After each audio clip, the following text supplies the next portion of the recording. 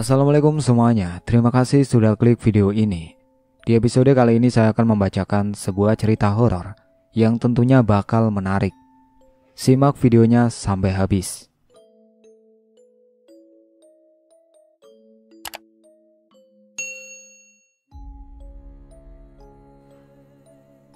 Malam itu dingin menusuk.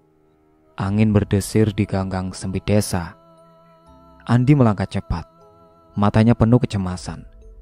Ia baru saja keluar dari warung kecil di ujung jalan dengan beberapa kotak susu dalam genggamannya. Keringat dingin membasahi pelipisnya, bukan hanya karena angin malam, tapi juga rasa takut yang menggulung dalam dadanya. Ya Allah, maafin hamba, bisik Andi pada dirinya sendiri. Susu itu bukan untuk dirinya, tapi untuk Dio. Anaknya yang sejak pagi cuma minum air putih karena tak ada apa-apa lagi di rumah. Andi sudah keliling seharian mencari kerja, tapi siapa yang mau menggaji lelaki lusuh yang sudah lama tak bekerja? Tanpa uang, tanpa harapan, Andi merasa tak punya pilihan. Saat dia hendak berlari pulang, tiba-tiba terdengar teriakan dari belakang. "Hei, maling, maling!" Andi tersentak. Dalam sekejap, beberapa warga sudah mengerubunginya. Ada Pak RT, Mas Yanto, dan beberapa tetangga yang biasa nongkrong di depan warung. Mata mereka penuh kemarahan, seolah Andi telah mencuri seluruh isi warung, bukan sekedar beberapa kotak susu. "Lo ngapain nyolong, Andi?" teriak Pak RT sambil menarik kerah baju Andi. "Susu buat anak kecil aja lo embat." Andi terbata-bata. "Pak, ini buat Dito, anak saya. Dia kelaparan." Tapi tak ada yang mendengar. Bahkan sebelum Andi bisa menjelaskan lebih jauh, pukulan pertama mendarat di pipinya. Mas Yanto menendang perutnya dengan keras, membuat Andi terjatuh ke tanah. Susu yang ia genggam jatuh berserakan. Suara jeritan kesakitan keluar dari mulutnya, tapi tak ada yang peduli. "Rasain lo maling!" teriak seorang warga sambil menghujani tubuh Andi dengan tendangan. Tak ada belas kasihan. Satu persatu warga ikut memukuli Andi, meluapkan kemarahan yang entah dari mana asalnya. Mereka tak peduli Andi berusaha melindungi wajahnya, atau bagaimana dia tergeletak tak berdaya. Yang ada di pikiran mereka cuma satu, hukuman bagi seorang pencuri. Di rumahnya yang gelap dan sepi, Dito menangis. Suaranya serak memanggil ayahnya. Namun malam itu ayahnya tidak akan pulang. Andi terkapar di jalanan, tubuhnya penuh luka. Darah mengalir dari sudut bibirnya, dan matanya mulai kehilangan cahaya. Di saat-saat terakhirnya yang dipikirkan hanyalah Dito. Rasa sakit di tubuhnya tenggelam oleh sakit hati yang lebih dalam. Kenapa tak ada yang mendengarkannya? Kenapa tak ada yang paham bahwa dia hanya ingin menyelamatkan anaknya? Sambil mengembuskan nafas terakhir, Andi merasakan dendam yang membakar dalam dadanya. Warga telah mengambil segalanya darinya, harga dirinya, hidupnya. Dia mati dengan hati penuh luka, dan perasaan itu mengikutinya hingga ke alam kematian. Dan di malam itu, di bawah langit yang sunyi, dendam Andi mulai membentuk dirinya sendiri. Warga belum tahu, tapi teror baru saja dimulai. Sudah 3 hari sejak pemakaman Andi, dan suasana desa mulai terasa aneh. Warga yang tadinya penuh amarah, sekarang mulai diliputi rasa takut. Beberapa orang yang terlibat dalam pengeroyokan mengaku melihat hal-hal yang tak masuk akal. "Lo kemarin lihat apa, Ton?" tanya Mas Budi sambil merokok di pos ronda. Anton yang ikut dalam pengeroyokan kelihatan pucat. Tangannya gemetar saat menyalakan rokok. Aku lihat bayangan Andi di depan rumah. Dia cuma berdiri doang, diem. Gua kira halusinasi, tapi pas gua merem, bayangannya makin deket. Mata dia, Bud, matanya kosong, tapi aku ngerasa dia ngeliat langsung ke aku. Mas Budi cengengesan, berusaha mengalihkan rasa takutnya. "Ah, lo aja kali yang terlalu mikirin. Hantu apaan nongol di depan rumah, kayak lagi ronda?" Tapi Anton gak ketawa. "Beneran, Bud, Aku gak main-main. Tiap malam aku ngerasa dia ada di sekitar rumah. Suara kakinya kayak orang jalan tanpa sendal. Belum sempat Mas Budi nimpalin, Pak RT datang tergopoh-gopoh, mukanya tegang, dan dia kelihatan gelisah. Pak RT, kenapa mukanya tegang gitu? Tanya Budi penasaran. Pak RT duduk di bangku bambu dengan nafas terengah-engah. Aku lihat Andi tadi malam. Anton langsung duduk tegak, sementara Budi mulai merasa tak nyaman. Jangan bercanda Pak, Andi udah mati, udah dikubur.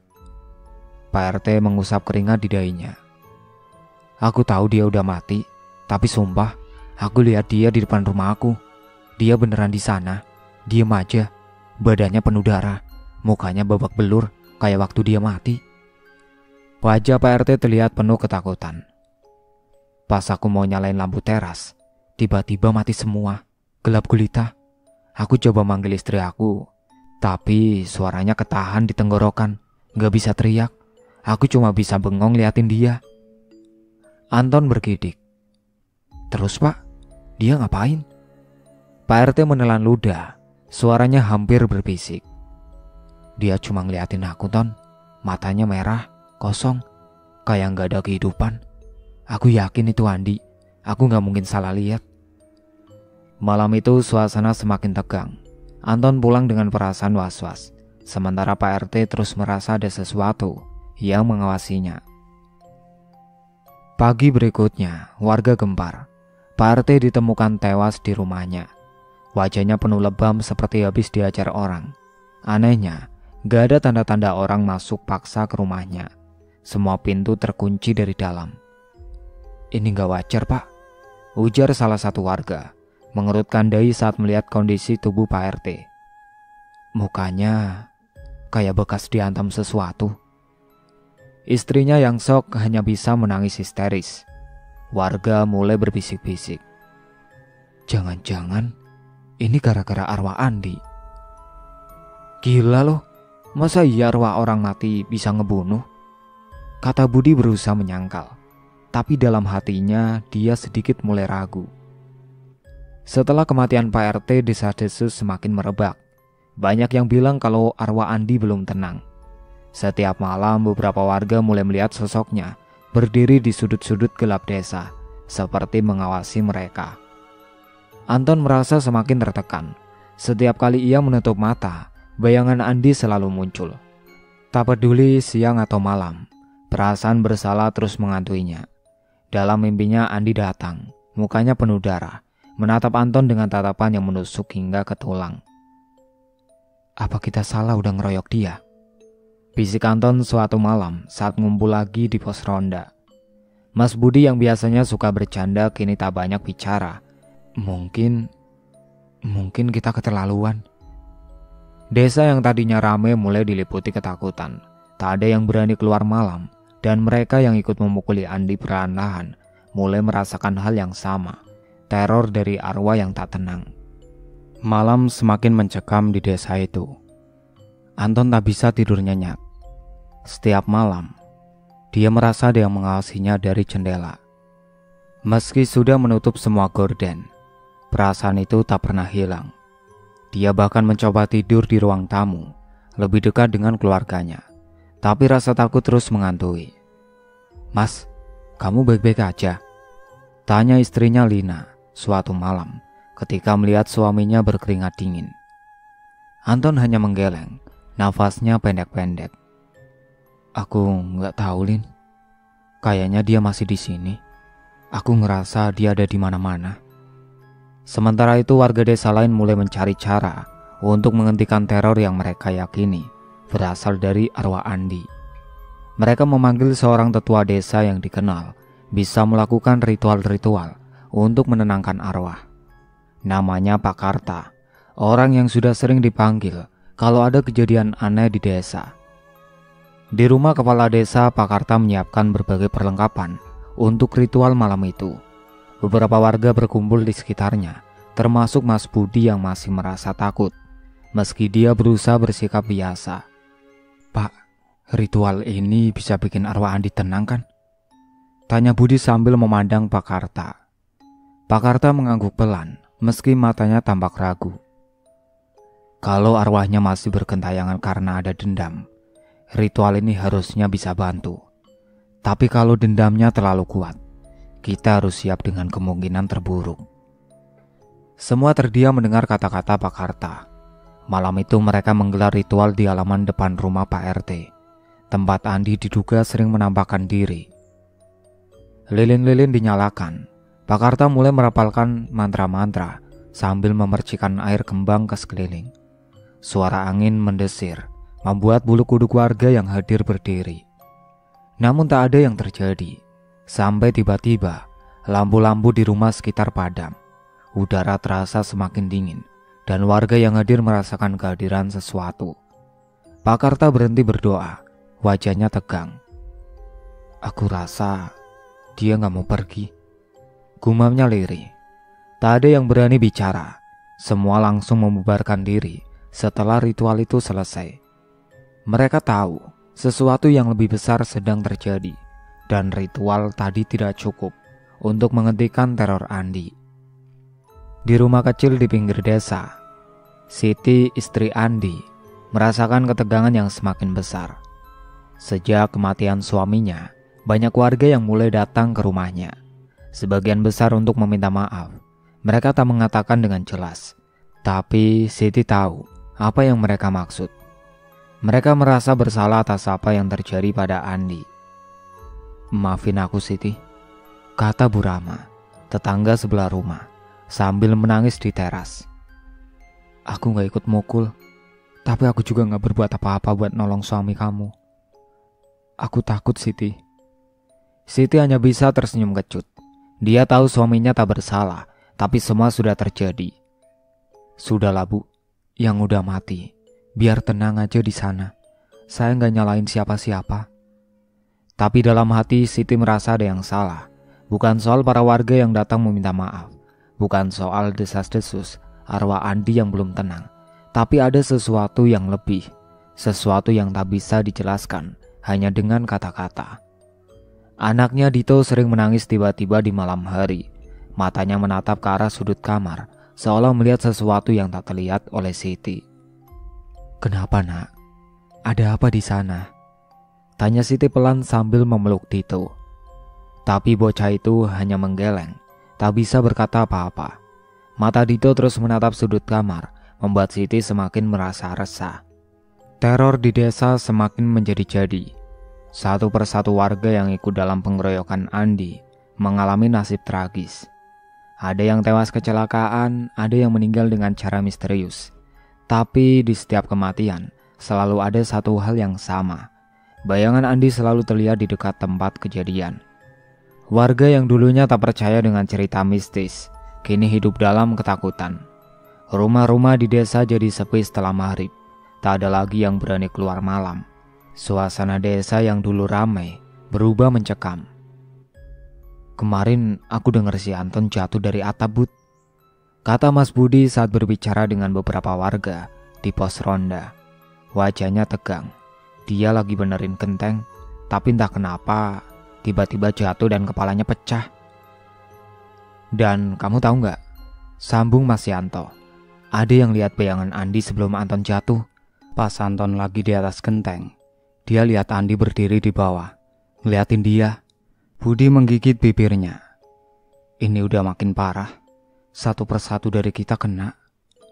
Rasa takut mulai merambat ke seluruh warga. Mereka sadar kalau ini bukan kebetulan lagi. Dulu mungkin mereka bisa menertawakan cerita-cerita horor, tapi sekarang satu persatu teman mereka tewas dengan cara yang aneh. Tak ada lagi yang bisa disangkal. Arwah Andi benar-benar sedang menuntut balas. Singkat cerita, dukun dari desa sebelah udah dateng kan? Tanya Pak Haji saat rapat warga di rumah Pak Lurah. Udah Pak, tapi nggak ada hasil. Malah katanya arwah Andi makin marah. Jawab seorang warga dengan wajah putus asa. Pak Lurah hanya bisa menghela nafas panjang. Semua udah kita coba, dari doa sampai ritual segala, tapi kenapa nggak ada yang bisa bikin dia tenang? Dukun-dukun yang didatangkan satu persatu mengaku tak sanggup. Mereka merasa arwah Andi terlalu kuat, terlalu dipenuhi dendam untuk bisa ditenangkan. Warga makin panik. Nih, kalau kayak gini terus, bisa habis kita semua. Keluh Budi wajahnya pucat. Aku dengar kemarin si Pak Ujang juga meninggal. Padahal cuma jatuh dari tangga, tapi badannya kayak habis diajar habis-habisan. Kamu pikir aku gak takut? Sambung Yanto dengan suara pelan.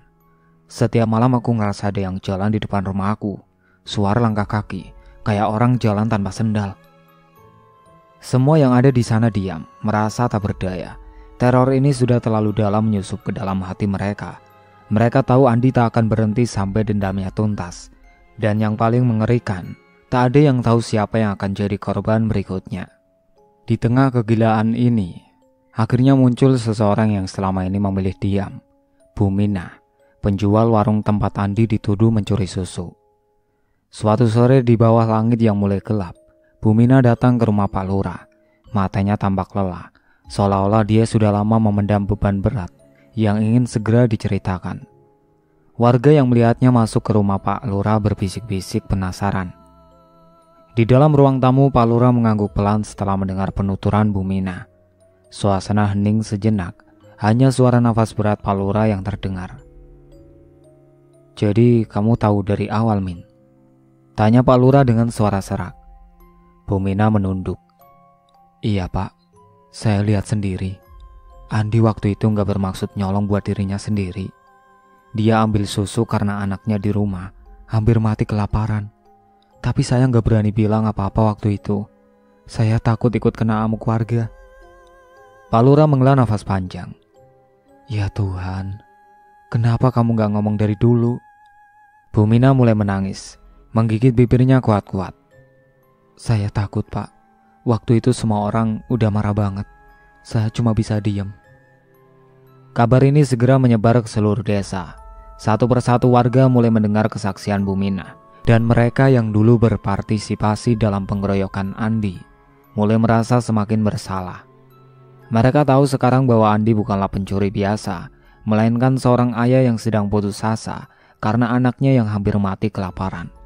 Mereka telah menghakimi Andi tanpa memberi kesempatan untuk menjelaskan. Di pos ronda, beberapa warga berkumpul dengan wajah penuh penyesalan. Suasana yang tadinya penuh ketegangan kini digantikan oleh rasa bersalah yang menyelimuti mereka. Jadi Andi tuh ngambil susu buat anaknya? Tanya Budi dengan suara pelan, seakan tak percaya dengan apa yang baru didengarnya. Iya Bud, jawab Pak Lurah yang tampak pucat. Aku gak nyangka, kita udah salah besar. Sebagai lurah, aku merasa bertanggung jawab besar atas kelakuan para warga kampung sini. Mereka semua terdiam, rasa bersalah makin menghantui. Tapi di balik itu ada ketakutan yang lebih besar. Teror Andi belum berhenti, meski mereka sekarang tahu kebenarannya. Terus gimana? Kalau kita tahu ini dari dulu, mungkin kita gak bakal kayak gini. Gumam Yanto dengan suara lirih. Tapi rasa bersalah ini gak bakal bisa menghentikan arwah Andi kan? Budi menggeleng. Enggak, aku rasa ini udah lebih dari sekedar dendam. Arwah Andi terlalu sakit hati. Sementara itu, Siti, istri Andi, duduk di depan rumah kecilnya sambil menatap langit senja. Kabar tentang pengakuan Bu Mina sudah sampai di telinganya. Hatinya perih mendengar suaminya dihukum tanpa alasan yang pantas. Meski begitu, Siti tidak tahu apakah pengungkapan kebenaran ini akan mengubah sesuatu. Beberapa warga yang terlibat mulai datang lagi ke rumahnya untuk kesekian kalinya. Bukan hanya untuk meminta maaf, tapi juga untuk mencari cara agar arwah Andi bisa tenang. Siti, kami semua salah. Maafin kami. Kami gak tahu kalau Andi nyolong buat anaknya, kata Pak Slamet sambil menundukkan kepalanya. Siti memandang mereka dengan mata yang berat. Sekarang semuanya udah terjadi, Pak. Anak saya kehilangan ayahnya. Dan kalian semua juga mulai kehilangan orang-orang terdekat kalian. Warga yang mendengarnya hanya bisa tertunduk diam. Mereka tahu permintaan maaf saja tidak akan cukup. Mereka sadar arwah Andi tidak akan pergi begitu saja hanya karena mereka merasa bersalah. Kalian pikir arwah Mas Andi bakal tenang cuma karena kalian minta maaf? Siti melanjutkan dengan suara pelan tapi tegas. Dia sakit hati, dan rasa sakit itu gak akan hilang cuma karena kalian nyesel. Keesokan harinya saat hari sudah malam, angin dingin berembus lembut di desa yang mencekam. Siti duduk di depan rumah kecilnya, memandangi bulan yang tertutup awan gelap. Kepalanya penuh dengan pikiran, tapi satu hal sudah pasti, dia harus menghentikan ini semua. Teror Andi, dendam yang terus membunuh satu persatu warga, hanya membuat anak mereka semakin menderita. Dito, anak mereka, sudah mulai sakit-sakitan. Setiap malam menangis tanpa sebab, mungkin karena merasakan kehadirannya ayahnya yang sudah tidak lagi di dunia ini. Siti tak bisa membiarkan semua ini berlarut-larut. Dia harus bicara, meskipun itu berarti menghadapi arwah suaminya yang sekarang dipenuhi dendam. Di bawah bayang-bayang malam, Siti melangkah ke pemakaman desa, tempat Andi dikuburkan. Udara dingin menusuk kulitnya, tapi dia tak gentar. Dia berjalan perlahan di antara batu-batu nisan yang berjajar, sampai akhirnya tiba di pusara Andi. Mas Andi, bisiknya lirih sambil memandangi kuburan suaminya. Aku tahu, kamu ada di sini. Hening, tidak ada jawaban. Hanya suara angin yang berdesir lembut di antara pepohonan. Tapi Siti tahu, dia bisa merasakan kehadiran Andi. Mungkin Andi sedang mengamatinya dari tempat lain. Mungkin arwahnya sedang mengintai seperti biasa. Aku butuh bicara sama kamu, Mas. Siti melanjutkan dengan suara sedikit gemetar. Aku gak tahu cara lain buat menghentikan ini semua. Tapi yang jelas, apa yang kamu lakuin sekarang cuma bikin anak kita makin menderita. Tiba-tiba, angin berembus, dan suasana di sekitar kuburan menjadi sangat hening. Suara gemerisik dedaunan terhenti, dan hanya ada keheningan yang mencekam. Siti merasakan sesuatu di belakangnya. Perlahan dia berbalik, dan di sana berdiri sosok yang selama ini menghantui desa. Dia masih mengenakan pakaian terakhirnya yang sobek dan berlumuran darah. Wajahnya pucat, tapi matanya penuh dengan amarah yang terbendung. Siti menguatkan hatinya, meskipun tubuhnya gemetar, dia tahu ini adalah satu-satunya cara. Mas Andi, suaranya terdengar lembut penuh dengan harapan. Aku mengerti kenapa kamu marah. Aku ngerti sakitnya. Kamu dibunuh tanpa diberi kesempatan buat jelasin. Tapi sekarang kamu harus lihat, apa yang kamu lakuin gak bikin keadaan jadi lebih baik. Ini semua cuma bikin anak kita Dito makin menderita. Andi menatap Siti dengan pandangan kosong. Rasa bencinya pada warga desa begitu kuat, membuat suaranya nyaris hilang dalam bisikan angin. Mereka harus bayar. Gumama Andi, suaranya berat dan penuh dendam. Mereka mengambil hidupku, Siti. Mereka gak tahu apa yang udah aku rasain. Siti mengangguk pelan, air matanya mulai mengalir. Iya, aku ngerti. Tapi kamu gak lihat apa yang terjadi sama Dito. Anak kita sakit-sakitan, Mas. Dia ngerasain semuanya. Setiap kali kamu muncul untuk balas dendam, Dito juga kena dampaknya. Apa itu yang kamu mau? Andi terdiam. Matanya menatap kosong ke arah Siti. Tapi ada sesuatu yang berubah di sana. Mungkin ada sedikit keraguan dalam tatapannya. Lihat aku, Mas. Aku juga terluka. Aku kehilangan kamu. Aku kehilangan orang yang aku sayang. Tapi dendam kamu gak bakal bikin semua ini selesai. Malah bikin kita makin jauh dari anak kita. Kata Siti lagi. Suaranya makin bergetar. Suasana seketika sunyi. Hanya ada embusan angin yang dingin menyapu rambut Siti. Andi tetap diam di tempatnya. Tapi pandangannya mulai berubah. Amarah yang tadinya begitu kuat di wajahnya kini terlihat mulai meredup. Meskipun masih ada perasaan benci yang tersisa. Aku mohon, Mas. Lanjut Siti kali ini lebih pelan. Demi anak kita, demi Dito, biarkan dia hidup tanpa rasa takut. Balas dendam ini gak bakal ngembaliin kamu ke kita. Siti. Gumam Andi, suaranya terdengar rapuh. Gak bisa biarin mereka lepas gitu aja. Tapi gak gini caranya, Mas. Kamu udah kasih pelajaran ke mereka. Sekarang, biarin semuanya selesai. Biar Dito hidup dengan tenang dan gak demam terus-terusan. Pinta Siti dengan penuh harapan. Dan kemudian dalam keheningan malam, bayangan Andi perlahan memudar, meninggalkan Siti sendirian di tengah kuburan yang sepi. Angin kembali berembus lembut, membawa serta perasaan lega yang samar di udara. Namun hanya waktu yang akan menjawab, apakah arwah Andi benar-benar bisa pergi dengan tenang, atau dendamnya masih akan terus menghantui desa itu. Di tengah keheningan malam tiba-tiba terdengar suara gaduh di luar. Siti merasakan jantungnya berdegup kencang. Dia berlari keluar dan menemukan sekelompok warga berkumpul di depan rumah Pak Lurah, orang yang paling bertanggung jawab atas kematian Andi. Suasana terlihat tegang dan Siti dapat merasakan sesuatu yang tidak baik sedang terjadi. Ada apa ya? Tanya Siti kepada tetangga yang berdiri di sampingnya. Warga bilang Pak Lurah hilang. Tadi dia di rumah, terus tiba-tiba aja gak ada. Jawab tetangganya, suaranya bergetar. Beberapa orang yang cari, katanya dia kelihatan di hutan belakang. Tapi tiba-tiba teriakan menggema dari arah hutan. Siti merasa hatinya semakin berdebar. Mereka semua berlari menuju suara teriakan itu, berharap yang terburuk tidak terjadi. Saat tiba di lokasi, Siti melihat kerumunan warga yang berdiri dengan wajah pucat. Di tengah kerumunan, Pak Lurah tergeletak di tanah tanpa nyawa. Tubuhnya terlihat tidak wajar, seperti baru saja mengalami perkelahian. Di sekelilingnya ada jejak langkah yang tampak aneh, seolah-olah ada sesuatu yang mengintai. Gila, Pak Lurah kenapa bisa kayak gini? Seru salah satu warga. Aku ngerasa ada yang gak beres. Siti merasakan hawa dingin menyelimuti tubuhnya. Kematian Pak Lurah adalah puncak dari semua teror yang sudah berlangsung. Dia berdoa dalam hati, berharap ini adalah akhir dari semua masalah.